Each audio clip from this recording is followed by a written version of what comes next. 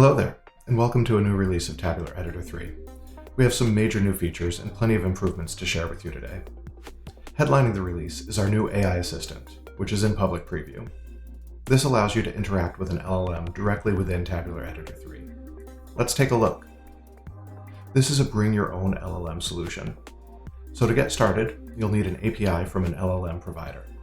Go to Tools and Preferences, and then to the AI Assistant provider settings.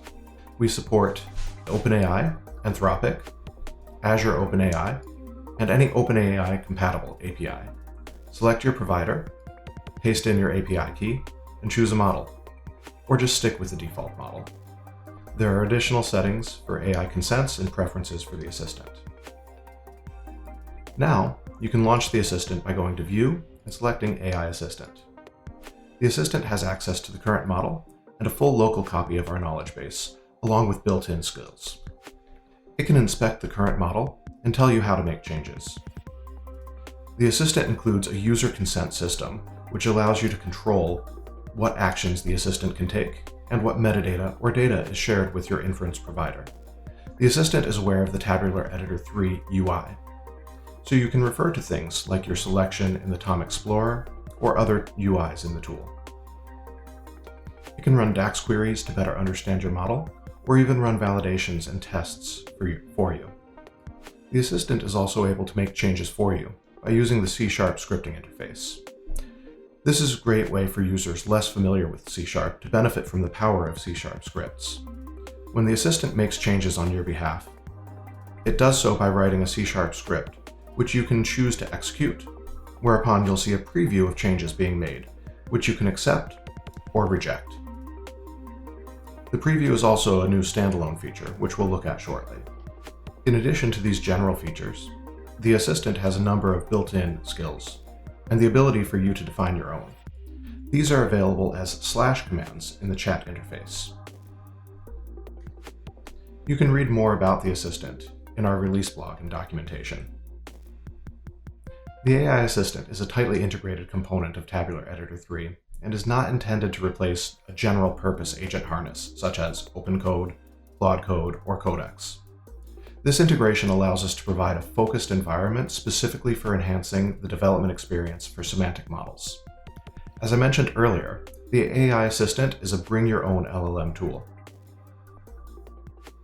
This means that we, Tabular Editor, the company, never see any of your model metadata or data. You can use whichever LLM provider is appropriate or approved by your organization, or even a local LLM. The assistant feature is in preview. As such, we're eager to hear your feedback. So please get in touch. Our GitHub organization is the best place to engage with us on conversations like this. We're excited to hear about how you use this new feature. The next feature I want to cover is one we saw a little bit of already. The script preview is not just a component of the AI assistant, but is available for all C# script executions. If you have ever run a big script and seen that there were some hundreds of model changes, but you're not sure exactly what or where, then this is a feature that you'll appreciate. Let's see how it works. Here I have a C# script to make some bulk edits to my model. There's a new button available when running a C# script, which will show a preview of the changes before applying them to the model. You can think of this like a source control diff, showing things that are added, removed, or changed. When the preview is displayed, you can choose to accept or revert the changes. Even after accepting the changes, you can still undo or hit Ctrl-Z to undo the script changes. This is just the start of the functionality for this preview and comparison feature. We considered it a mandatory part of releasing the AI assistant to ensure that all LLM-generated changes can receive proper review by a human. Microsoft has been working on DAX user-defined functions, and we have support for all the latest. UDFs now support 256 parameters, increased from 12. We support this in the DAX editor. And we've got support for new keywords and functions. I'll show that to you now. There are several new type hints, which we support in autocompletion of function parameter lists.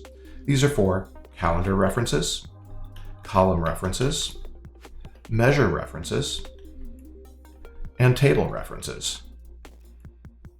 We also support the new form of nameOf, which is a function that didn't used to be able to take tables as an argument, but now can.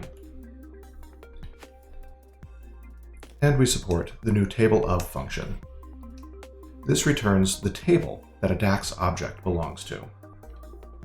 This latter function is useful to iterate over a table for columns that are passed as arguments to a function.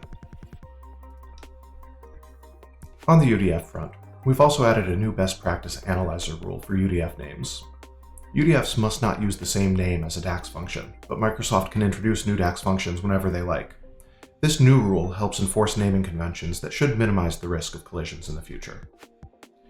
This BPA rule suggests naming functions with a namespace portion. This means including a dot or an underscore between different parts of the function name.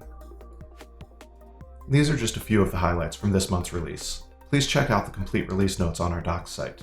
We hope you'll enjoy these and all of the other improvements, and we look forward to seeing you at our next release or in person at a conference.